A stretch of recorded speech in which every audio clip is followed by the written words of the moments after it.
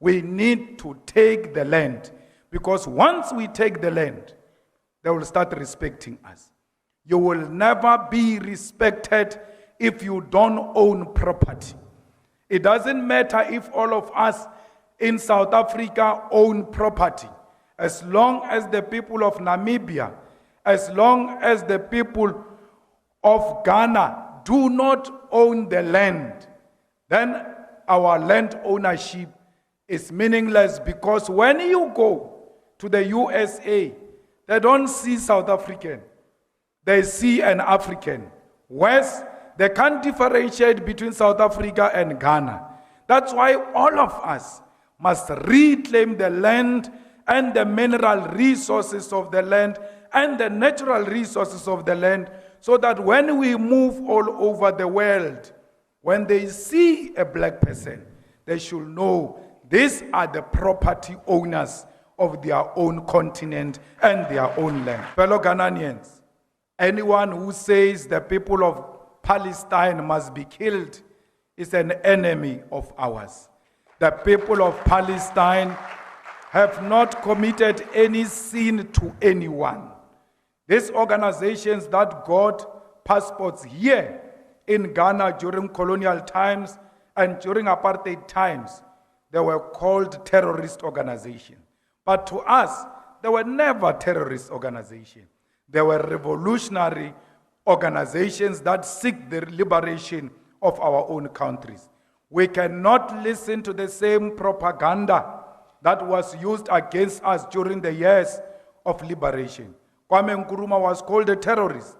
Nelson Mandela is still on the list of terrorists in USA because they fought for the self-determination of Africans. That's exactly what Hamas is demanding. That let the people of Palestine reclaim their own land. Let the people of Palestine have the self-determination without anyone imposing anything to the people of Palestine. If the people of Palestine want two-state solution, let them say so. No one must meet in UN or everywhere else and say there's going to be a two-state solution in Palestine. It must be the Palestinians themselves, like the South Africans decided that we are going to coexist with the settlers. We will not send them to the sea. It was not a decision of the UN. It was a conscious decision by South Africans. Why are the Palestinians not allowed to make the same self-determination? Shame on the leadership of Ghana for saying they support what is happening against the people of Gaza. They must be ashamed of themselves, because any African who knows what settlers do when they settle in your country will never support that nonsense that is happening in Palestine.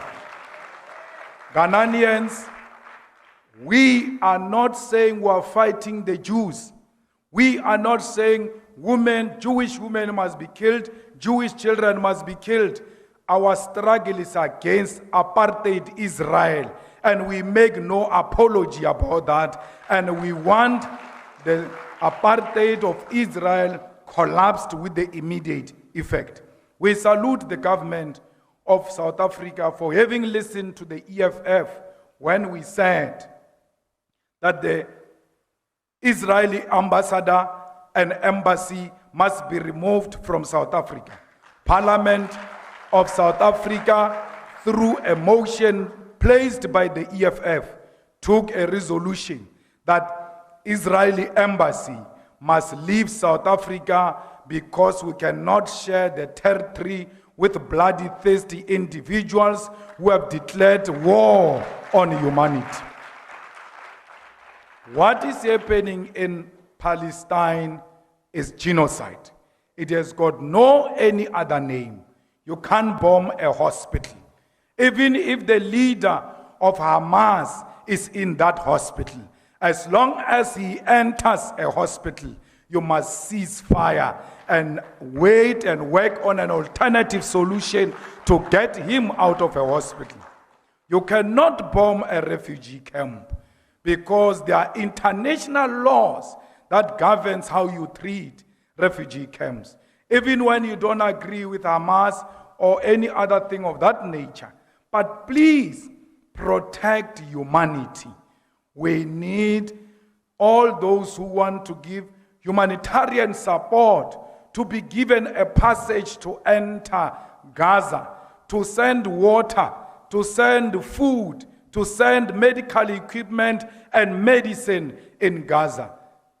Israel is refusing a passage for humanitarian intervention in Gaza. And every individual who's self-respecting, especially ourselves as Africans, can never agree with a country that can refuse people water, because water is life. Ghanaians, the unity of this continent starts from here, because the determination, the self-determination of Africa started from here. When you got your first independence, we knew that day, that one day South Africa will be free. And when Frelimo won in Mozambique, we celebrated in South Africa as if that was our freedom. But we knew that the freedom of the people of Mozambique means the freedom of South Africa, because that's how we are connected. We celebrate each other's achievement. It started here in Ghana, it ended in South Africa. The unity of Africa must start here in Ghana, and will capture it in South Africa, because we always followed the leadership of the Ghanaian people. The economic freedom of Africa will start in South Africa. We want our land. We make no apology when we say we want our land. Our land was stolen, and we want it back without paying a cent. And no one must pay for a cent everywhere in Africa when they demand the expropriation of land without compensation. These people came and stole your car, and later on you discover your car. They say, it's true, it's your car, but pay us before you get this car back. And when you ask them why, you say, I must pay, they say, we have put Mac wheels, we have improved the car, therefore you must pay us, irrespective of them being in possession of stolen property. Anyone in possession of stolen property is a criminal. And therefore, anyone in possession of our land without our permission is a land thief, is a criminal, and must be identified as such. When I say to you, demand the land, and will lead that struggle from South Africa, I know land brings about everything. For you to have a hair salon, you need land. For you to have a small shop of IT, you need land. The beautiful beaches belongs to the land. The mineral resources, the gold, iron ore, copper, and all types of mineral resources belong to the land. That's why when they came to Africa, they did not steal our women or our men. They stole the land. They knew women and men will come with the land.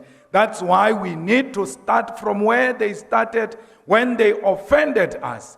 We need to take the land, because once we take the land, they will start respecting us. You will never be respected if you don't own property. It doesn't matter if all of us in South Africa own property. As long as the people of Namibia, as long as the people of Ghana do not own the land, then our land ownership is meaningless, because when you go to the USA, they don't see South African. They see an African. West, they can't differentiate between South Africa and Ghana. That's why all of us must reclaim the land and the mineral resources of the land and the natural resources of the land, so that when we move all over the world, when they see a black person, they should know these are the property owners of their own continent and their own land. So when we fight for economic freedom, we should do so without being ashamed. Because political freedom that Kwame Nkrumah achieved and generations after him achieved is meaningless without economic freedom. You can vote until you are purple. As long as there is no bread on the table, that vote is meaningless. You must vote when you arrive at home. You must find bread. You must find free education. You must find quality public health. You must find reliable electricity and not what we experienced earlier on. We must make sure that we own everything that belongs to us. So Africans, I don't care how many we are, we must believe in ourselves. At least be an individually liberated African who is not scared of colonizers, who is not scared of white people, who doesn't worship the establishment, who calls a spade a spade. That is the only way Africa will be respected. This continent is one. They might think they divided it. I can guarantee you now, like we saw when Ghana got liberated in South Africa, we said one day it will happen. It came many years after, but eventually it came. The unity of this continent is going to come. And when we call on each other to come into each other's countries, we must embrace that with ease. Me being here in Ghana, I don't feel like I'm in a different country. Because in this world, there is nothing different I'm not used to in South Africa. When I look at left or right, I see my brothers and sisters. When I walk outside and drive all over, I see the poverty of Africa that I see at home. So why would I claim I'm in a different home? Because conditions are the same. So when I'm here, I'm at home. When you are in South Africa, feel at home. South Africans are not xenophobic. South Africans are peace-loving people, and I extend my invitation to all of you to come and study in South Africa, to come and work in South Africa, to come and take your holidays in South Africa, because it is your home too. The same way you welcomed us here, we'll welcome you in South Africa. Thank you very much.